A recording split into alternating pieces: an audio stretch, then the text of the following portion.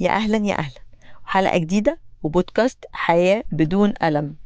من ساعة ما بدأنا سلسلة حلقات حياة بدون ألم، ومش عايزة أقول لكم كل الناس اكتشفت فجأة إن عندها آلام في كل حتة. بس زي ما قلنا كل مشكلة وليها حل. وفي كل حلقة من بودكاست حياة بدون ألم بنمسك توبيك كده، أكتر توبيك بيشغل بالكم ويبقى منورنا كالعادة، وربنا ما يقطع علينا عادة. أستاذ دكتور عمرو عبد اللطيف، استشاري أول علاج الألم. ازيك يا دكتور؟ ازيك يا فندم؟ ازي حضرتك؟ عايزه اقول لك ان اسئله كتيره جدا جات لنا الفتره اللي فاتت عن الام الرقبه. تمام. كل الناس بتعاني من الام الرقبه، ستات رجاله صغيرين كبار. انا جالي رساله من طفل عنده 15 سنه. تمام. فكلمنا عن الام الرقبه، ايه اسبابها، ايه طرق علاجها، ازاي نتخلص منها، لان هي كمان ساعات بقى بتعمل لنا صداع وبتاثر على جسمنا كله في العموم. مظبوط. هو الرقبه اسباب الامها كتير جدا، اهمهم العضلات نفسها بتاعت الرقبه لما يحصل فيها تقلصات، لما يحصل فيها شد عضلي، لما يحصل فيها التهاب بتعمل الم في الرقبه. واحنا عندنا دايما دلوقتي قاعدين عدد غلط، بنمسك الموبايل غلط وبننسى نفسنا خالص. يعني بمسك الموبايل وبنسى خالص واقعد اشتغل في حاجه جوه الموبايل، سواء شغل بقى او لعب او كده، فالعضلات بتاعت الرقبه بيحصل لها تقلص، فبيبدا المريض يحس بالم بعد كده. هو مستمر على نفس الوضعيه ومش واخد باله ان دي بتسبب له الالم وسبب له مشاكل. في عندنا خشونه في مفاصل الرقبه، ودي بتعمل الام والام شديده جدا.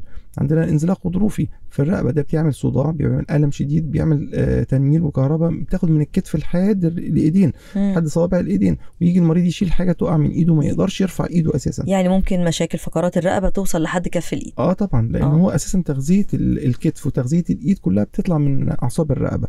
تمام. الانزلاق الغضروفي بيضيق القناه العصبيه، بيعمل صداع، بيعمل وجع في الرقبه. جذور الاعصاب، لو في التهاب في الاعصاب اللي موجوده في الرقبه، الاعصاب اللي هي العنقيه دي بتعمل مشاكل وبتعمل اعراض في الرقبه. طب ايه اللي يحصل لو ضغط العضلات ده او الفقرات ضغط على الاعصاب؟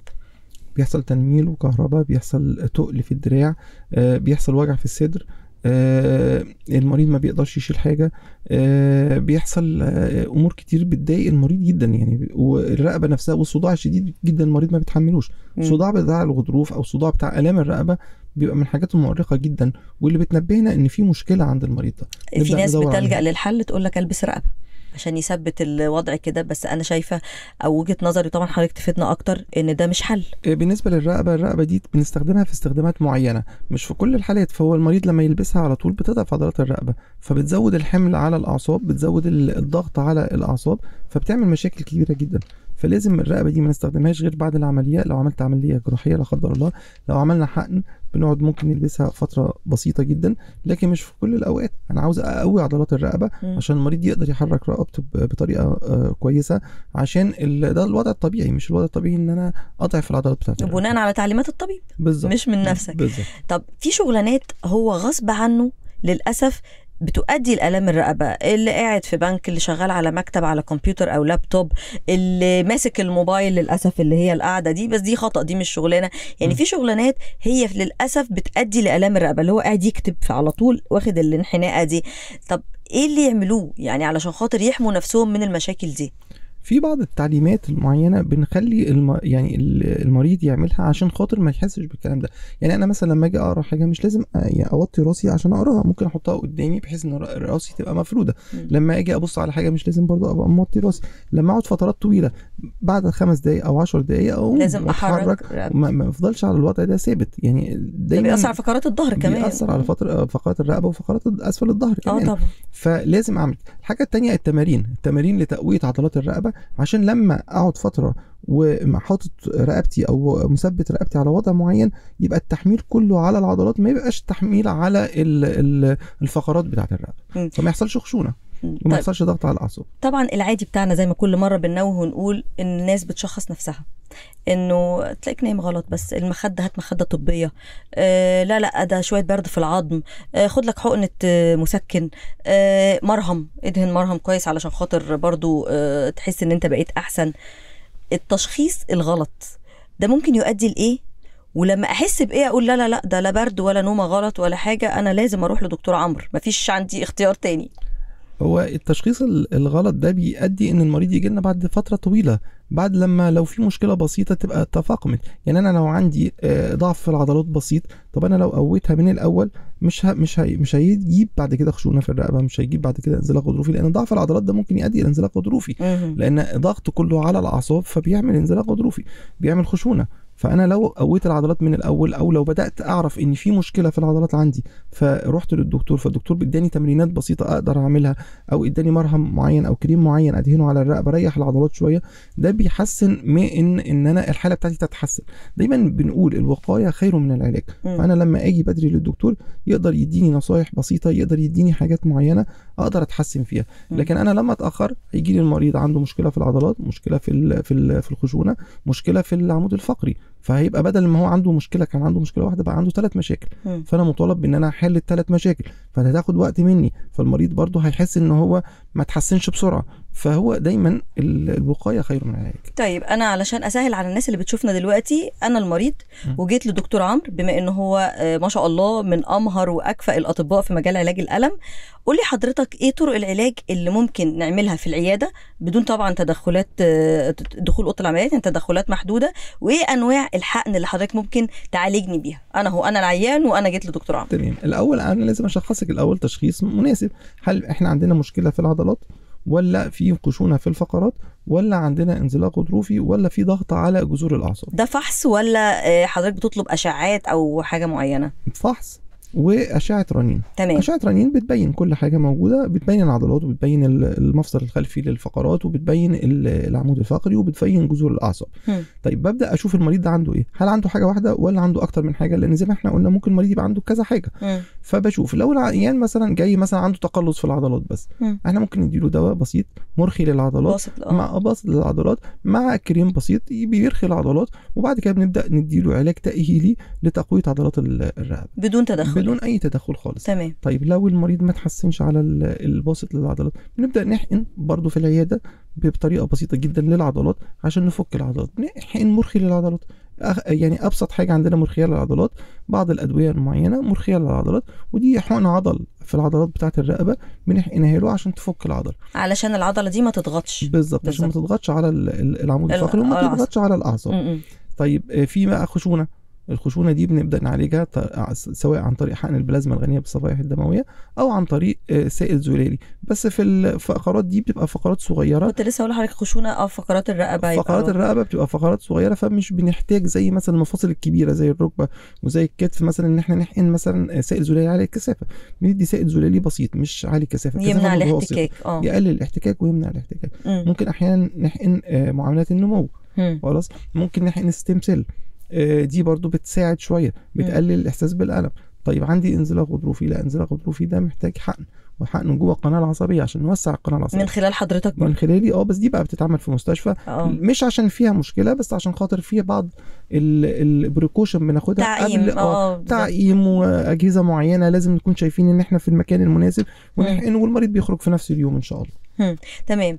طيب هل بيتم الشفاء بنسبه 100% بعد الحقن، ولا بنكرر الحقن زي ما قلنا 3 شهور 6 شهور سنه؟ هو حضرتك احنا في الطب ما عندناش حاجه 100%. طبعا احنا بنقول مثلا يعني من 70 ل 90%، ده المتوسط بتاع التحسن بتاع المريض بعد الحقن. خلاص، مش كل الحالات طبعا بتتحسن. لو حقيقي عنده ضغط كذا غضروف مثلا وعامل زحزحه في الفقرات، ممكن نسبه بسيطه جدا منهم ما تتحسنش وتحتاج تعمل عمليه، بس دي نسبه بسيطه جدا، نسبه 20 ل 30% من الحالات.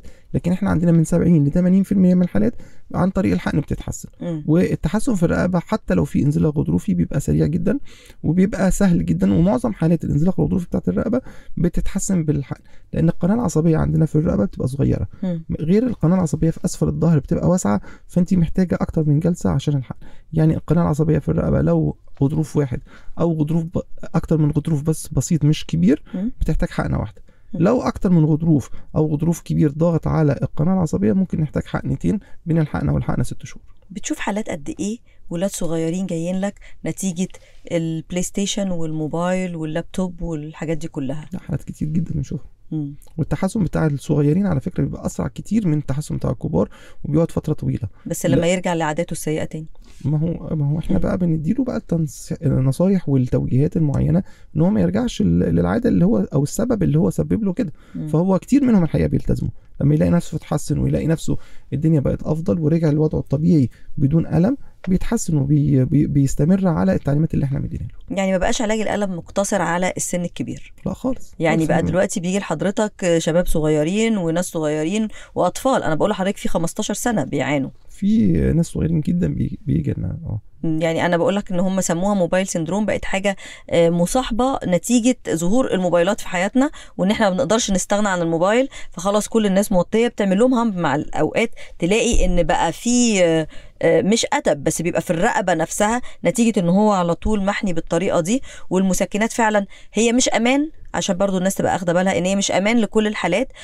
مش كل الناس بينفع معاها المسكنات، ليها اثار جانبيه طبعا على مريض الكبد، مريض القلب، الضغط، المعده، طبعا في ناس برضو ما بتتحملهاش كتير. فنرجع ونقول ان علاج الالم هو أأمن طرق العلاج دلوقتي. يعني احنا بنحاول ان احنا من خلال بودكاست مع أستاذ دكتور عمرو عبد اللطيف ان احنا نقول لكم توبكس كتيرة جدا، مشاكل كتيرة جدا جدا، بدأنها من آلام الإيد، وهتلاقوا معانا الانزلاق الغضروفي والخشونة، كل حاجة بنناقشها مع أستاذ دكتور عمرو عبد اللطيف عشان تعرفوا ان علاج الألم هو بقى دلوقتي منتشر للجسم كله، بقى مصاحب لكل حاجة دلوقتي.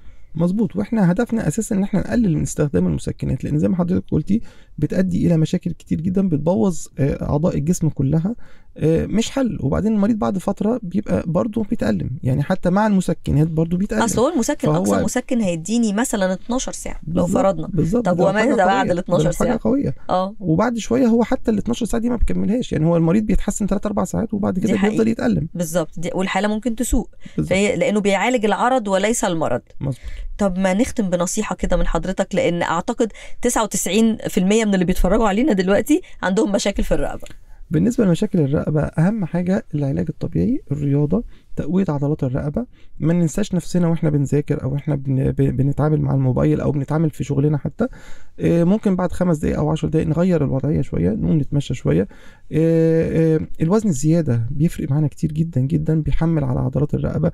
الاكل الصحي مفيد جدا جدا. الرياضه مهمه جدا جدا عشان نقلل المشاكل بتاعت الرقبه.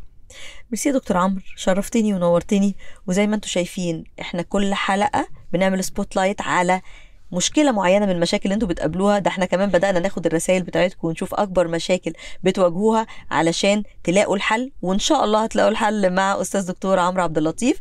استنونا حلقه جديده وبودكاست حياه بدون ألم.